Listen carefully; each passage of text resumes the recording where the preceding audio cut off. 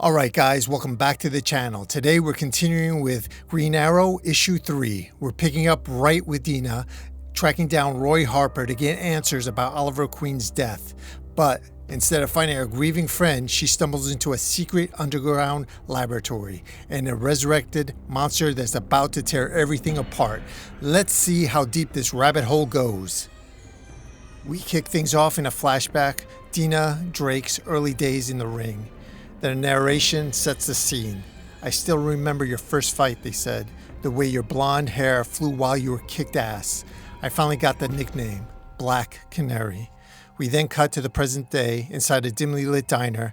Dinah is meeting with a contact. As she's looking over a photo of a young kid, we hear, I couldn't find much on the kid you asked about, besides his name. Guillermo Garcia, a runaway. No leads on why Queen kidnapped him. Dinah, unsettled, asks, and what about the body? Those eyes all over it. Jack responds, what?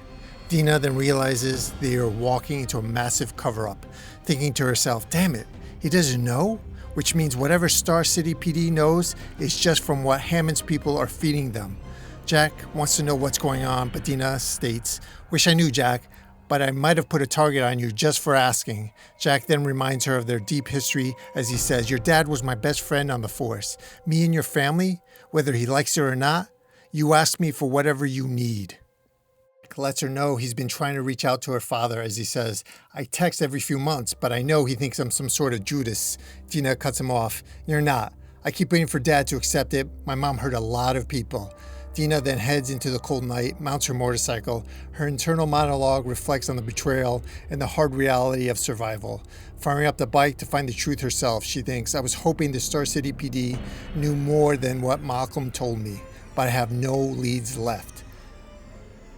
We flash back to a couple of days ago, Dinah narrating. Hammond had been in hiding since the first attack, but the Green Arrow killer knew he'd eventually return to the penthouse, and Hammond and his security team were counting on it. Hammond's techs realized the killer had somehow hacked into his security network. That's how he was getting access to his targets. And we had an actor play Hammond.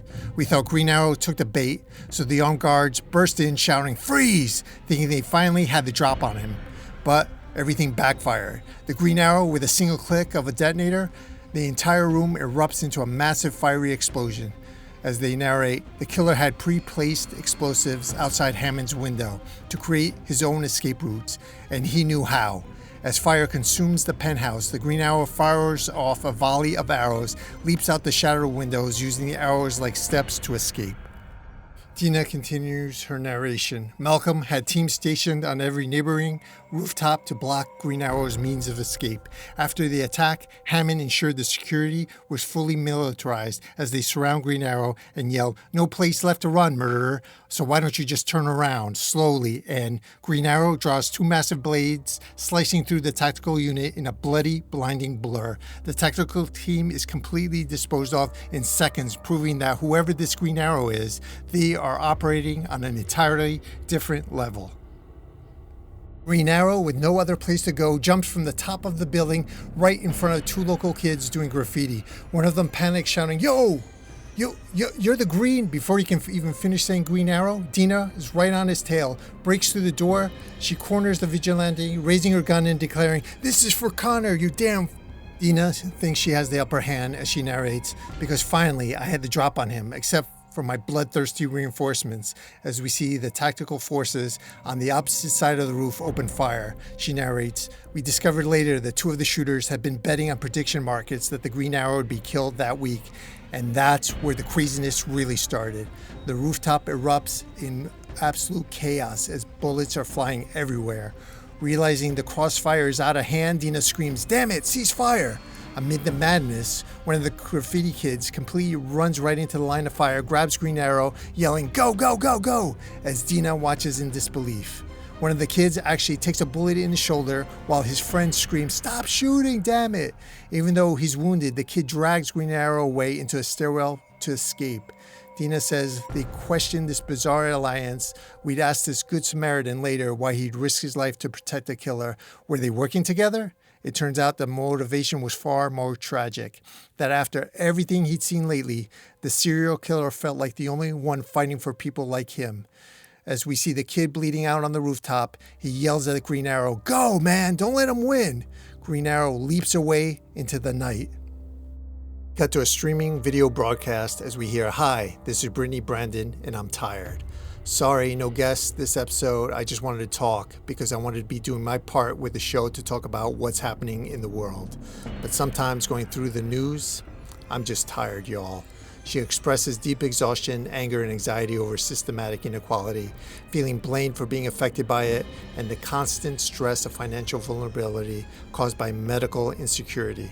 She drops a statistic that explains why the city is protecting this vigilante. She says, "Cause the news has been making a lot of the recent surveys saying 1 in 5 people under the age of 30 would be fine if the Green Arrow killer's never caught.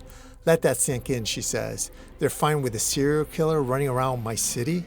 She concludes by clarifying her stance. And to be 100% clear, I'm not.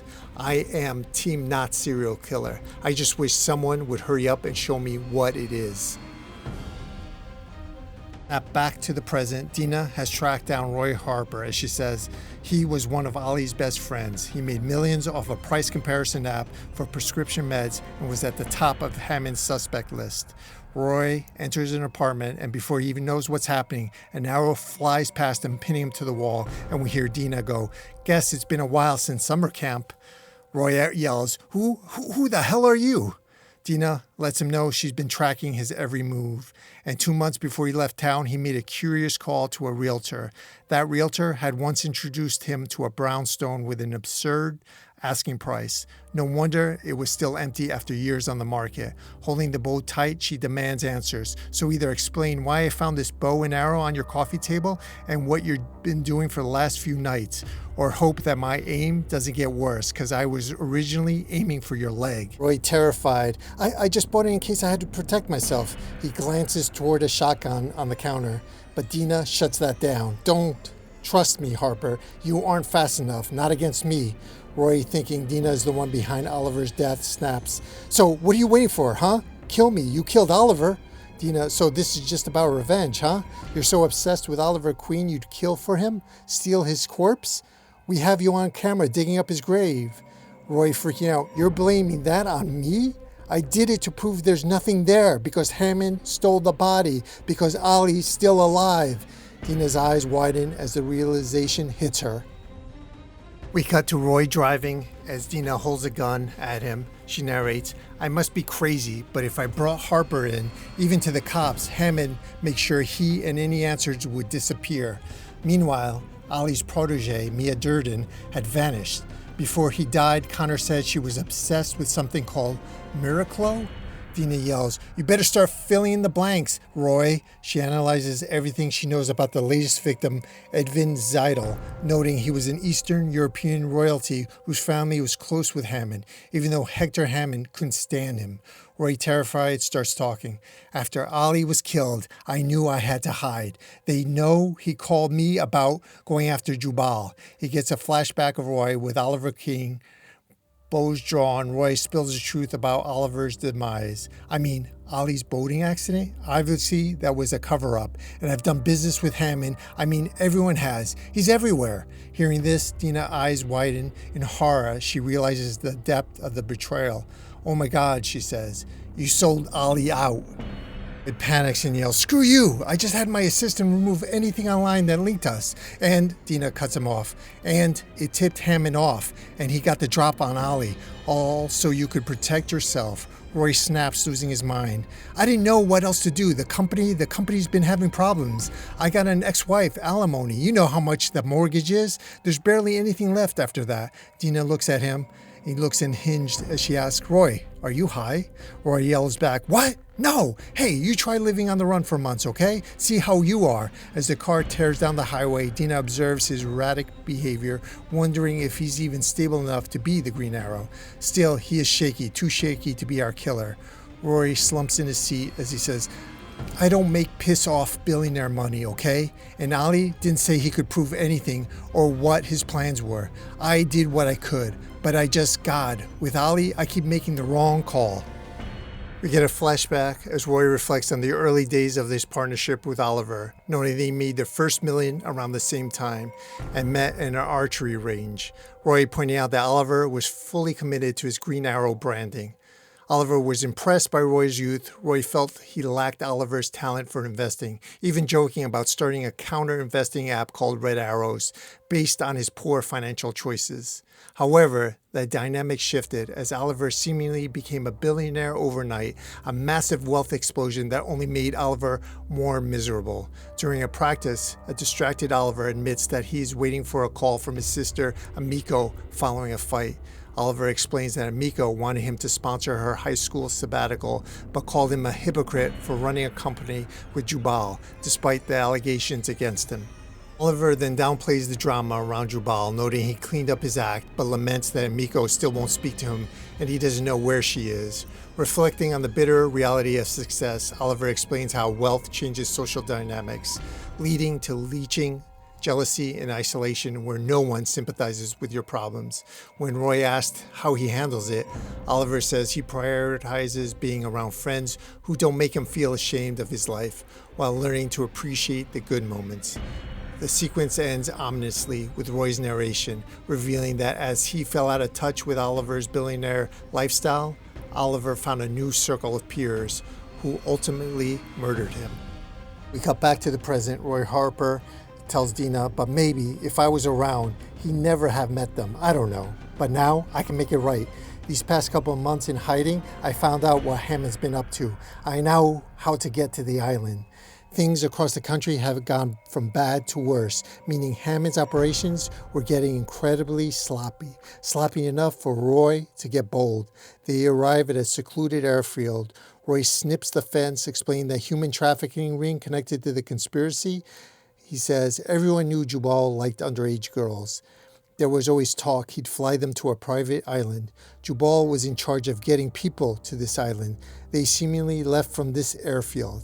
Dinah follows him inside, completely skeptical. She asks, so you want to what? Find the flight logs? Some proof of where this island is? Roy just smiles and hits a terminal. Oh, I know where it is. We're standing over it. A hidden elevator suddenly slides open right inside the hangar as Roy says, let's go. Dinah narrates, I wondered, where the hell does an app developer get this kind of intel? So maybe Roy Harper has the capacity to be dangerous after all. She keeps her weapon locked on him, demanding, how do you know all this? Roy turns around with a wide-eyed look on his face as he says, Dinah, I've been planning everything for a very long time. It doesn't matter their background. Every billionaire gets obsessed with it. Anti-aging. He frantically starts typing on a main computer console as he continues. Longevity sciences, practically a $30 trillion industry right now. That's how Reese Tyler fits in. His great uncle Rex Tyler was a chemist working on a super steroid called Miraclo before he mysteriously died. Miracle boosted one's strength and endurance to almost superhuman levels, but could also warp your mind. Hammond purchased the assets of Tyler Pharmaceuticals just to get it. This is where the entire story goes completely off the rails. Roy turns to Dinah, his face completely twisted with manic as he drops the ultimate bombshell. They did it. They resurrected the dead. They brought Ollie back. Dinah stares at him. She thinks to herself, oh God, Roy wasn't dangerous. He's crazy. Everything about all this is... She stops dead in her tracks as we see an illuminated operating table. She gasps, what the hell? Lying on the table under a sheet is a massive, pale, and horribly mutated corpse. Rory looks down at it. I don't know, but God, Hammond had test subjects, all called named after nursery rhymes. Mother Goose, Hickory Dickory, Solomon. Suddenly we hear a low, guttural groan. Solomon. Before Dinah or Roy can even process what is happening, a creature appears, its jaws wide open in a terrifying roar, screaming, Grundy! Dinah is completely caught off guard, looking up in absolute terror as her gun shakes in her hands, realizing they had just stumbled into a literal science fiction nightmare. And that, guys, is where this issue ends. If you enjoyed this page-by-page breakdown, make sure to drop a like and share it with your fellow comic readers. Click right here to catch up on the previous chapter, or hit the subscribe button to make sure you never miss a video. Thanks for watching, stay safe out there, and I'll see you next time.